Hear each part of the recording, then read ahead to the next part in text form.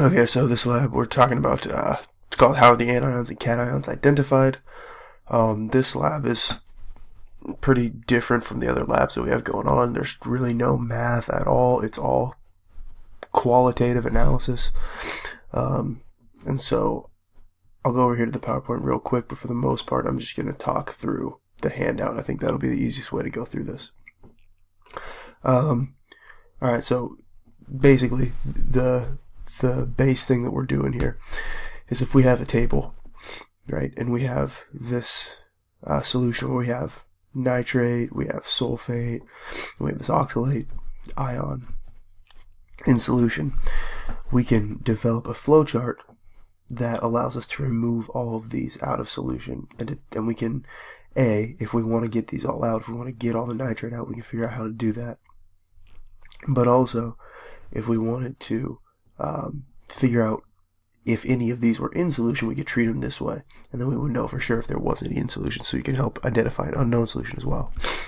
The way we would go about making a flow chart like this is we would run a bunch of tests individually on these samples. Right, so we have a little solution of nitrate, and we're going to add some barium hydroxide to it, and we're going to see what happens. And nothing happens. There's no precipitant. It's just nothing goes on, right? But if we have a little bit of sulfate and we add barium hydroxide, we get a white precipitant. If we have a little bit of the oxalate ion, we add a little barium hydroxide, we get a white precipitant. So we can take this information here and say, if I have a solution with all three of these in it, and I add barium hydroxide, these two are going to form white precipitants, but this isn't going to form a precipitant. So I can use that to separate the nitrate out of the solution really easily. And over here on the flowchart, you see you have nitrate, sulfate, and oxalate. You add your barium hydroxide. You have your nitrate still aqueous, right? And then you have your barium sulfate, which is a solid, and your barium oxalate, which is a solid. The way we would separate these is we would take this and we would put it into a centrifuge and spin it down a bunch. And you would get all of your solids on the bottom of the tube, and then you would get this supernatant on top that contains your nitrate ions. So moving forward, if I have two white precipitants now and I still want to separate these out, get them away from each other, well, what if I add 6 molar nitric acid? Well, if I add it to the sulfate ions, I get still white precipitant. However, if I add it to the oxalate ions, the white precipitant dissolves. So if I look at this individual analysis that I'm doing, I can use that to then make the next part of my flowchart. So I could say, okay, I have I have solid barium sulfate and I have solid barium oxalate. I add HNO3 and what happens? Well, my barium sulfate is going to form a solid. My barium sulfate is going to form a solid and my oxalate ion is going to be aqueous still. Okay, so at this point I have nitrate over here, I have barium sulfate in a solid over here, and I have oxalate over here. So I've separated my nitrate, sulfate, and oxalate away from each other. Just by knowing what happens when I add these things each individually, I can make a flow chart that shows what's going to happen. So basically, we're going to separate anions in solution based on solubility. And then these last tests down here are going to be, we're going to confirm the presence after they've been separated. We're going to do these confirmatory tests. So what are the confirmatory tests?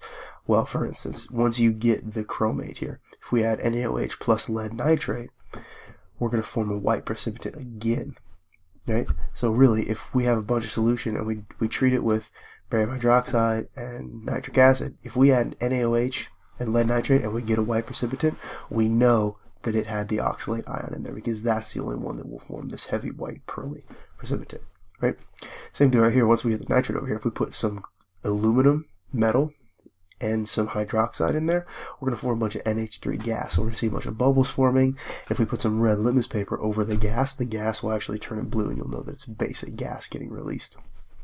So you take what you learn from these individual tests, and you can use it to make a flow chart to determine how you can separate all these things out of solution. And that's really the basic premise of what we're going to be doing in this lab. So I'm going to go back here to the handout. Alright, and I'm going to skip down through here. We have part 1, which is where we're going to identify anions in a mixture. Basically, all we're going to do is we're going to run through this flow chart. All right, so you're going to put 5 drops of each of these solutions with nitrate, sulfate, and oxalate into a test tube, and you're going to add 15 to 20 drops of the barium hydroxide solution to that test tube. You're going to shake it up, and you're going to form some solids in there, right? And then you're going to have some nitrate that's still in the aqueous form. And you're going to put that test tube into the centrifuge, and you're going to spin it down. And all that solid is going to pellet down to the bottom. It's just going to be this mass on the bottom of your tube. And you're going to have nitrate in the aqueous part. And you can just take that aqueous part and just pour it right out. Pour it into a new test tube. Right? You don't even need it now. You do this test, but you've separated the nitrate successfully. And then we're going to treat it with excess nitric acid. Right? And what happens? Well, our barium sulfate is going to stay solid, so we're going to have that be solid, but any solid barium oxalate is going to form more oxalate ions that are going to be aqueous. So your oxalate ions are all going to be in solution now, and down again, and you can get this pelleted solid barium sulfate, and then in that supernatant, in that aqueous phase, you get this oxalate ion. Okay, and then we can do a couple tests just to make sure. How do we know we have the oxalate on? Well, if we add NaOH and lead nitrate, if we get a white, pearly, heavy precipitate, we know we had the oxalate on there. How do we want to know that we had the NaO3 in here? Well, we add aluminum and NaOH. If we don't get basic gas forming, we know we didn't get any nitrate out. So part 1 is just going through this flowchart. Not too bad. It's just basically mixing these things in solution, and then you're going to spin it down the centrifuge to pellet any precipitant that you get. There's a lot of stuff in here for procedural considerations for you to do. It would be really good to read through this. But we'll move on to part 2. So part 2. Individual cation reactions, right? So we're going to start out with 4 cations. We have mercury, we have barium, we have iron, and we have nickel. And we're going to start off with about 10 drops in these wells, right? Because we're going to have these well plates that you can drop these in and see what they all look like. So first, you're going to start by adding 1 to 2 drops of 6 molar HCl, right? And you're going to observe what happens. Then you're going to add about 10 drops. So excess is what that XS means. And then you're going to record any other observations. So maybe if you add 1 or 2 drops, you may not get a precipitant. But if you add 10 drops, you may get a precipitant. So you kind of have to test that out. Then you'll add 6 molar HCl to the barium solution. Observe it after 1 or 2 drops, and then 10. So you're just going to follow this chart and fill it in. Right? And you're going to find that, maybe this precipitates out here, and maybe this one doesn't, and this one doesn't, and this one does, but only if you add, excess, like 15, 20 drops of it, right? So you'll figure out when these will crash out of solution. The next thing you'll do is in a new little well, you'll have still 10 drops of Hg in here with nothing else, right? You don't have to add it to the one that already has HCl. You want to add it to the one that has nothing else. And you're going to add this, and you're going to see the same thing at 1 or 2 drops, and nothing happens. Okay, nothing happens. Nothing happens. Nothing happens. Oh, look, something crashed out, right? And you're just going to record what you see in there. Same thing with NH3, right? Go through that whole thing. You're just going to fill out this table, right? So you'll have like a 24 well plate that you can add 10 drops of all these things to it. Just put the drops of the chemicals in there, and you'll see a change or a precipitant form, and you're just going to record what happens. Right? Then you're going to move on to this table 2, and this is the individual confirmatory test. So just the same thing is back up here when we said, okay, how do we make sure we had this oxalate ion in here or this nitrate ion in there? Well, we run this test, and if we get it, we know it's there. We're going to do a couple of these to do a table to figure these out for the iron and the nickel. So basically, you're going to put 10 drops of iron in these wells, right? And then you're not going to add any 6 molar NH3. Then you're going to add 10 drops of 6 molar NH3. Then you're going to add 10 drops of 6 molar NH3 plus 6 molar nitric acid. Right? So in these wells, you're going to have 10 drops of the iron, and you're going to have no NH3, 10 NH3, and then NH3 nitric acid. Same thing with the nickel over here. Right? Then you're going to add 1 drop of this chemical right here, and you're going to record what happens. Then add 5 to 10 and record what happens. Same thing with this one. So you're going to add this chemical to the solution that doesn't have anything but the iron and see what happens. And then you're going to add this chemical to the thing that the iron has been treated with 10 drops of this NH3. Right? Then you're going to add this chemical to the one that's been treated with 6 more NH3 plus the nitric acid.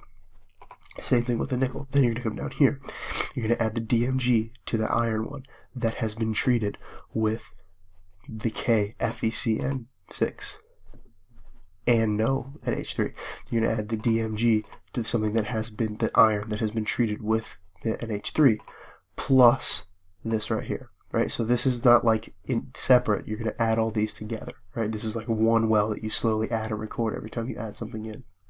Right?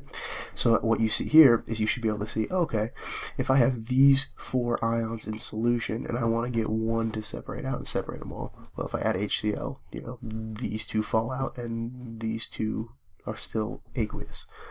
So then if I add this one becomes aqueous and this one falls out, right? And you can tweak those and add them at different times to be able to develop a flowchart that looks just like this.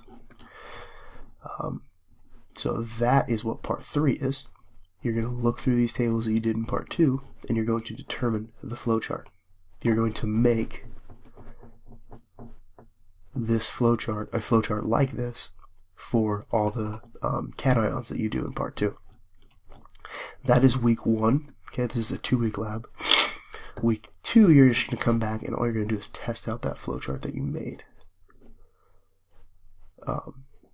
So week 1, you're going to run through the flowchart for the anions that they give you, right? Then you're going to do all these individual tests and develop your own flowchart and write it out in your notebook. The next week, you're going to come in, test out your flowchart, make sure you got it good. So really all this lab is just figuring out what you got to do to get certain things to crash out, and then making a little puzzle, I guess, with how you would separate, these 4 out of solution. Right? Like I said, it's a 2-week lab. You have some solubility rules that may help you a little bit in the handout to look through. Also, this is a lab report, and you have your report considerations just like you always do at the end of the handout. So make sure you read through that, hit those bullet points. That's really all there is to it. It's a little bit confusing with these tables, but it's not too bad. You're just dropping stuff in and telling me what happens. No math, it's just totally qualitative analysis.